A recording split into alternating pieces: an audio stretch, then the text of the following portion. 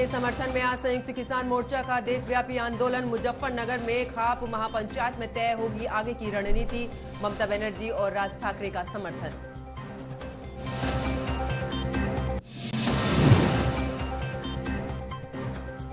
मणिपुर हिंसा को लेकर एक्शन में गृह मंत्री अमित शाह। मैती राहत शिविर का दौरा। 3 दिन की ताबड़तोड़ बैठकों के बाद आज प्रेस कॉन्फ्रेंस में बताएंगे शांति बहाली का प्लान।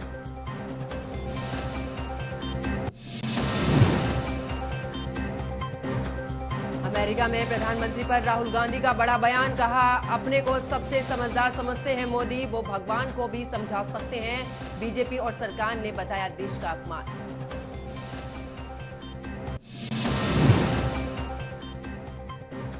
कर्नाटक के बाद राजस्थान में कांग्रेस का मुफ्त वादा। गहलोत ने किया 100 यूनिट बिजली मुफ्त देने का ऐलान। 200 यूनिट तक सरचार्ज और बाकी शुल्क माफ।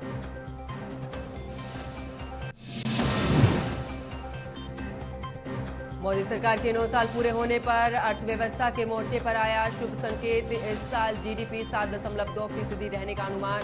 प्रधानमंत्री ने कहा, हमारे लोगों की दृढ़ता का उदाहरण।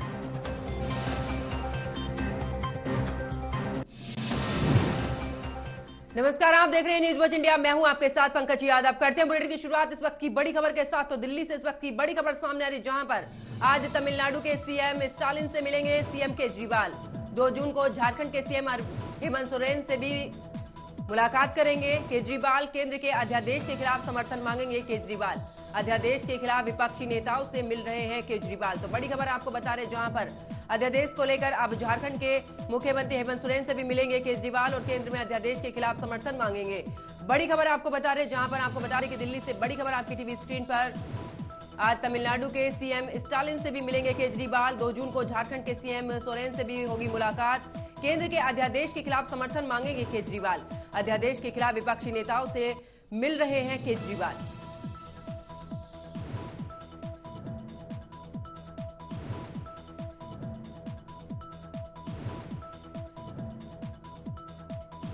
और इसी खबर पर ज्यादा जानकारी के साथ मेरे सहयोगी अवनेंद्र मेरे साथ फोन लाइन पर जुड़ चुके हैं। अवनेंद्र, जिस तरीके से लगातार केजरीवाल नेताओं से मिल रहे हैं, मुख्यमंत्रियों से मुलाकात कर रहे हैं, अब एक बार फिर से तमिलनाडु और झारखंड के सीएम से भी मिलेंगे, इसको लेकर क्या कुछ खास अपडेट? जी पंकज, बिल्कुल। देखिए, आपको बता दें, केंद्र द्वारा दिल्ली में लाए गए जो अध्यादेश के खिलाफ विपक्षी नेता एकजुट होने की समर्थन मिल रही है। मुख्यमंत्री अरविंद केजरीवाल आज तमिलनाडु के मुख्यमंत्री से मिलेंगे और झारखंड के मुख्यमंत्री हेमंत सोरेन से भी मुलाकात करेंगे। जी मांगेंगे, लेकिन इस दौरान अगर देखा जाए किन किन नेताओं से अभी तक मिल चुके हैं केजरीवाल और आगे क्या कुछ प्लान है? जी बिल्कुल। देखिए, आपको बता दें, इससे पहले केजरीवाल तमिलनाडु के मुख्यमंत्री चंद्रशेखर रावत से भी, शिवसेना से भी, तमाम जो विपक्षी नेता हैं उनसे लगातार जो है अरविंद केजरीवाल इस समय समर्थन पाने के लिए, एकजुट होने के लिए लगातार जो है मुलाकात कर रहे हैं। खासतौर से देखा जाए जिस तरीके से दिल्ली सरकार के मुख्यमंत्री हैं अरविंद केजरीवाल, केंद्र द्वारा लाए गए अध्यादेश के खिलाफ विपक्षी नेताओं को एक साथ लाने की कोशिश कर रहे हैं। बिल्कुल, क्योंकि अवनेंद्र देखा जाए साल 2024 की तैयारियां सभी राजनीतिक पार्टियां कर चुकी है। ऐसे में केजरीवाल का ये दाव कितना असरदार नजर आ सकता है 2024 के लिए? बिल्कुल। देखिए, 2024 में लोकसभा चुनाव है, उसमें विपक्ष जो है लगभग 17 पार्टियां एकजुट होकर अरविंद केजरीवाल उनको एकजुट करने, चाहे वो बिहार के सीएम और तमाम नेता जो हैं एकजुट होकर अपनी मीटिंग कर रहे हैं। और साफ तौर से 2024 में केंद्र सरकार या कहा जाए बीजेपी को लगातार घेरने की कोशिश या 2024 में हटाने के लिए विपक्ष एकजुट होता नजर आ रहा है। बिल्कुल, अवनेंद्र हमारे साथ बने रहिए, आगे भी आपसे अपडेट लेंगे। खबरों में आगे बात करते हैं, जहां पर भारतीय किसान यूनियन के नेता राकेश टिकैत अयोध्या पहुंचे, जहां उन्होंने बीजेपी सांसद ब्रजभूषण शरण और पहलवानों को लेकर बीजेपी पर जमकर निशाना साधा है। उन्होंने कहा कि देश में महिलाओं और खिलाड़ियों का सम्मान नहीं है। वे अपने मेडल हरिद्वार में गंगा जी में बहाने गए थे। ये देश का दुर्भाग्य है। ये हमारे राष्ट्रीय खिलाड़ी हैं, उनको 5 दिन का टाइम दिया गया है। सरकार को तुरंत चाहिए जिन लोगों को खिलाफ मुकदमा दर्ज, उनकी गिरफ्तारी हो। इतना ही नहीं, राकेश टिकैत ने बीजेपी को तोड़फोड़ करने वाली पार्टी बताया है। उन्होंने आगे कहा कि बीजेपी वाले सभी को आपस में लड़ा रहे हैं।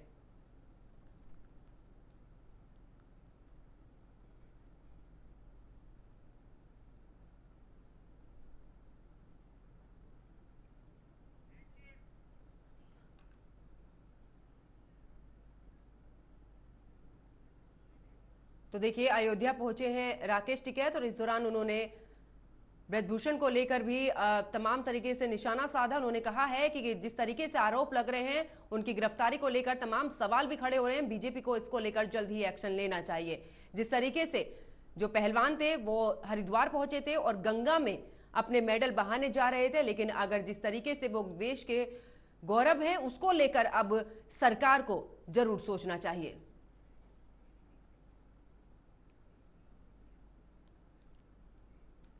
उधर पूर्व डब्ल्यूएफआई चीफ और बीजेपी सांसद ब्रजभूषण शरण की गिरफ्तारी की मांग को लेकर विरोध कर रहे पहलवानों के प्रदर्शन को लगातार समर्थन मिल रहा है।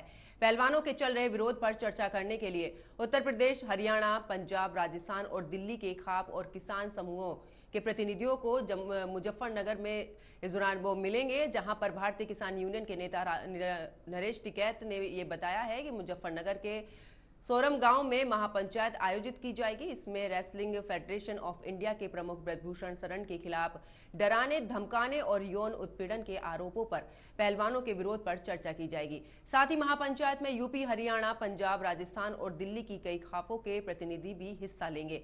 वहीं इस आंदोलन को अब पश्चिम बंगाल की मुख्यमंत्री ममता बनर्जी और इसी के साथ में राज ठाकरे का भी समर्थन मिल रहा है।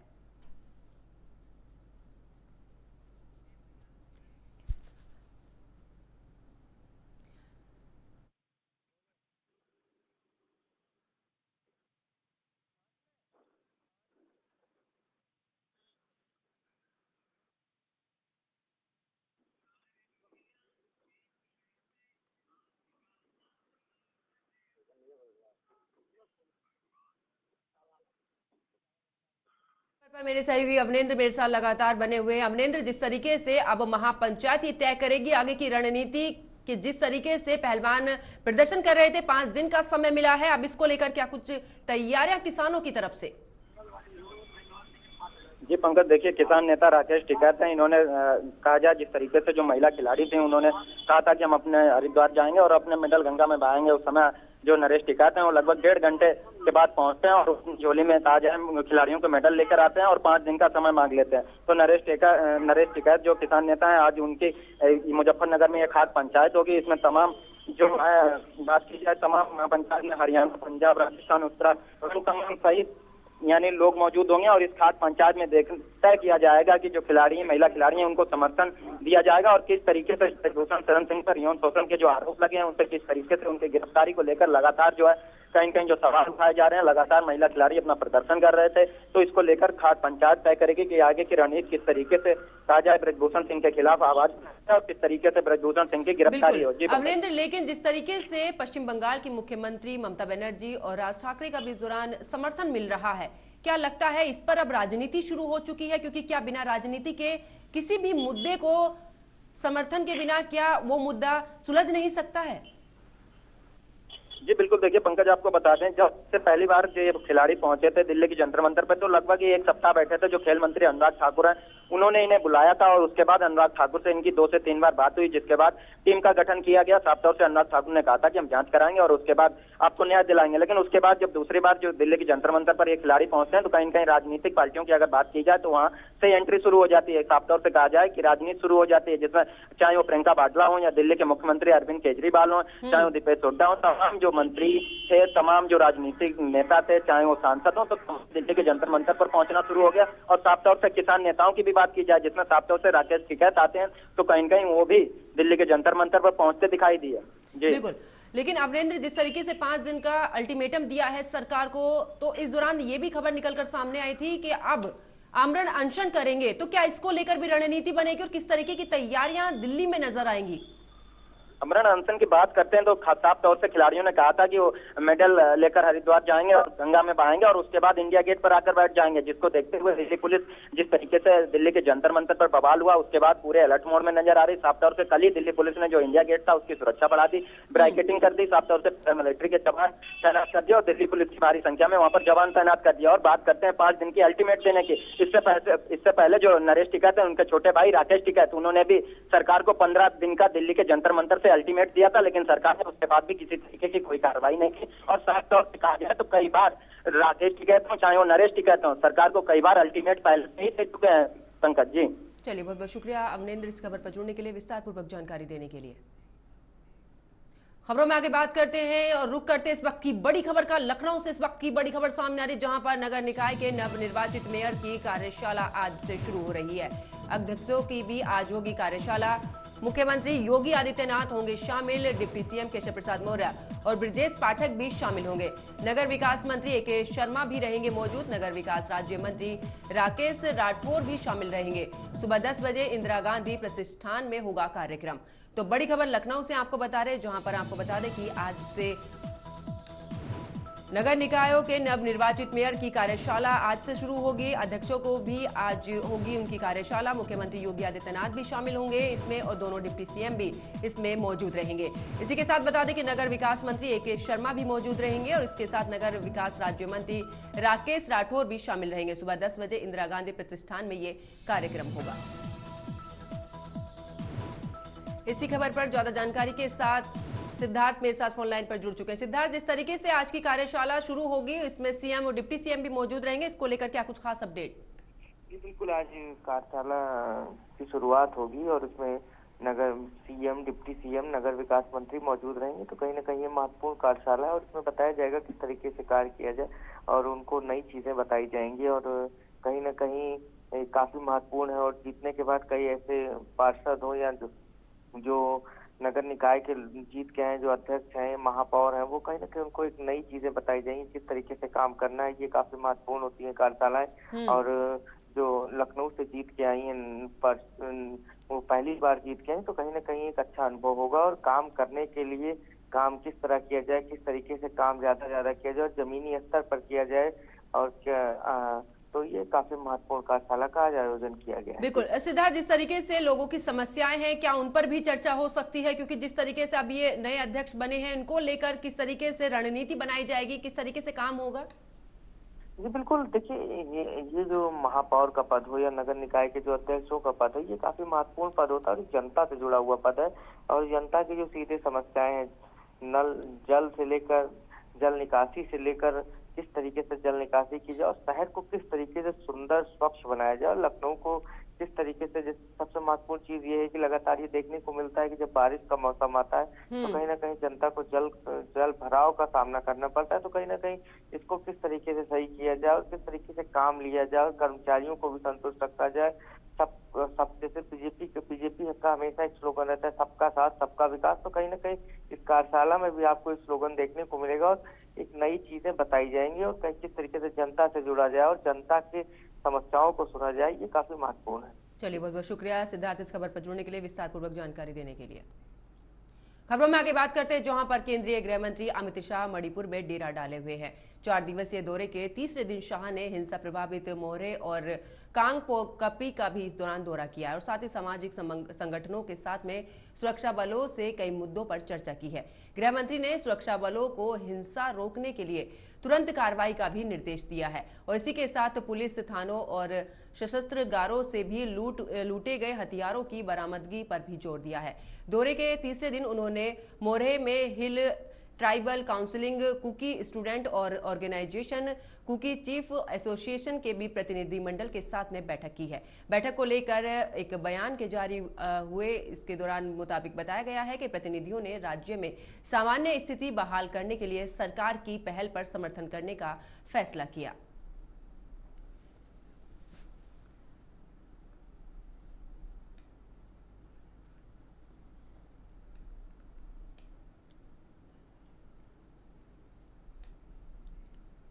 उधर राजस्थान के मुख्यमंत्री अशोक गहलोत ने घरेलू बिजली उपभोक्ताओं को बड़ी राहत देने का ऐलान किया है। अब हर महीने 100 यूनिट से ज्यादा बिजली का इस्तेमाल करने वाले परिवार को भी पहले 100 यूनिट बिजली फ्री देने की घोषणा की है। इसके साथ ही राज्य में 100 यूनिट प्रति माह तक बिजली उपभोक्ता करने वालों का बिजली बिल 0 ही रहेगा।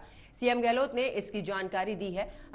अशोक गहलोत ने आगे कहा है कि हर महीने 100 यूनिट तक बिजली उपभोग करने वाले वर्ग के परिवारों को पहले 100 यूनिट बिजली मुफ्त दी जाएगी, यानी कितना भी बिल क्यों ना आए, पहले 100 का 100 यूनिट जो है वो उनका शुल्क नहीं देना होगा। मुख्यमंत्री ने ट्वीट कर कहा है और खासकर मध्यम वर्ग के लोगों को ध्यान में रखते हुए 200 यूनिट प्रति माह तक बिजली उपभोक्ता करने वाले उपभोक्ताओं को पहले 100 यूनिट बिजली निःशुल्क देने के साथ में 200 यूनिट के फिक्स चार्ज, फ्यूल सरचार्ज और साथ ही तमाम अन्य शुल्क माफ होंगे।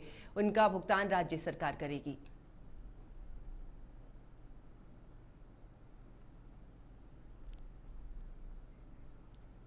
और इसी खबर पर ज्यादा जानकारी के साथ मेरे सहयोगी मनोज मेरे साथ फोन लाइन पर जुड़ चुके हैं। मनोज, जिस तरीके से अशोक गहलोत ने एक बड़ा कदम उठाया है, इसको लेकर क्या कुछ खास अपडेट?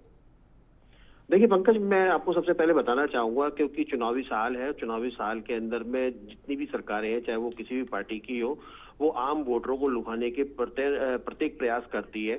और इस प्रयास के तहत जिस प्रकार से बिजली मुफ्त दी गई है आम आदमी पार्टी की तर्ज पर, क्योंकि आम आदमी पार्टी जिस प्रकार से पंजाब में सरकार बनाई थी, बिजली मुफ्त को लेकर दिल्ली में बनाई थी, उसी तर्ज पर अब राजस्थान की कांग्रेस सरकार जो अशोक गहलोत है, उन्होंने साफ तौर पे आम जनता को इतनी बड़ी राहत दी है कि आम जनता को एक देखा जाए तो कि राजस्थान में बिजली बहुत महंगी आती है, और क्योंकि सरचार्ज और फ्यूल चार्ज लगाकर बिजली की यूनिट जो तकरीबन 8.5 से 9 रुपए करीब बैठती है, उससे एक आम जनता को और गरीब परिवारों को बहुत बड़ी राहत दी है।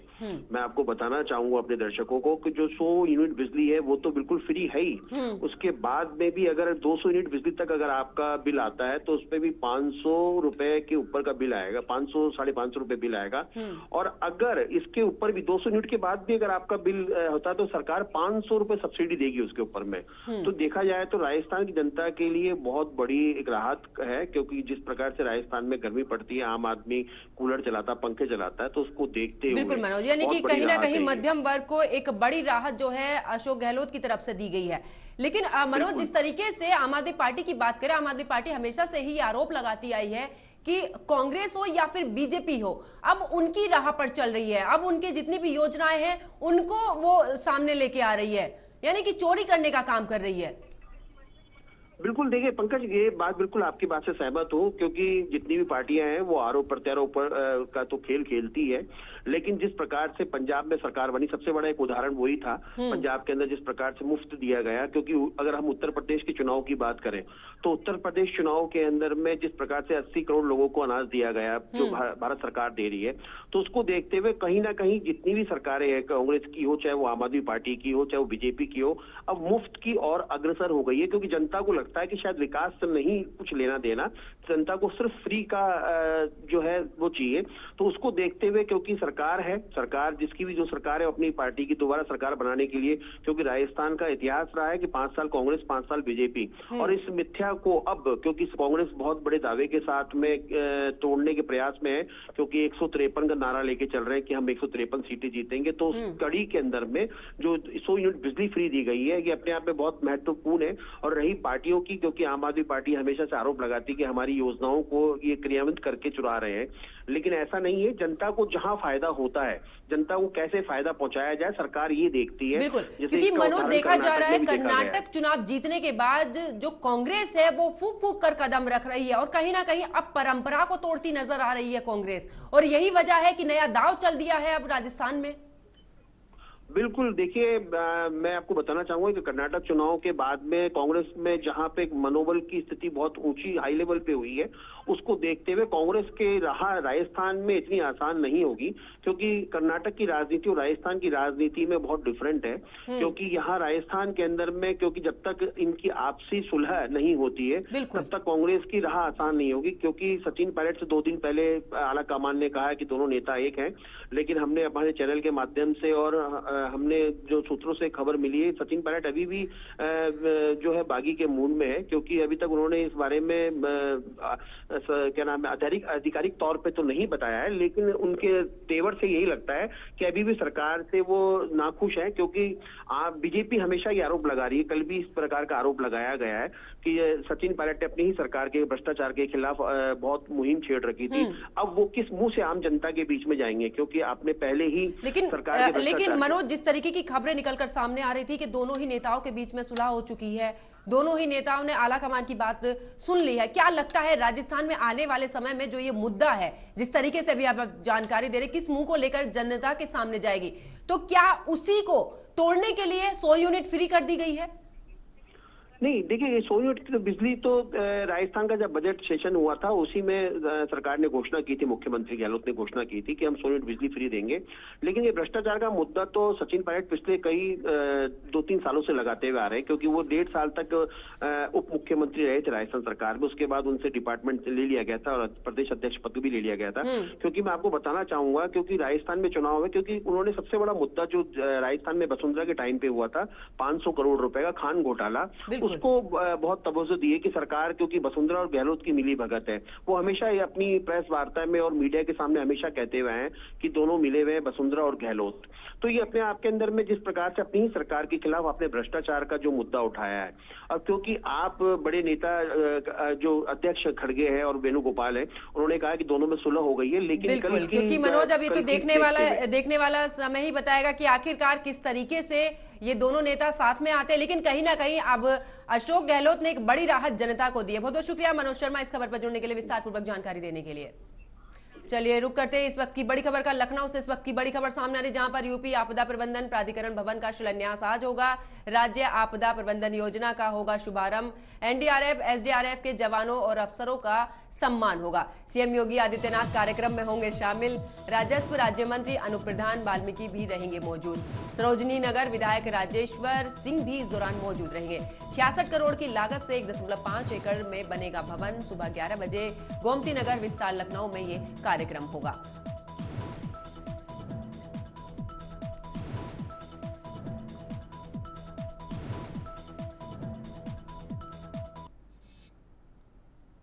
तो मेरे साथ फिलहाल खबरों में इतना ही। आप देखते रहिए न्यूज वॉच इंडिया। नमस्कार।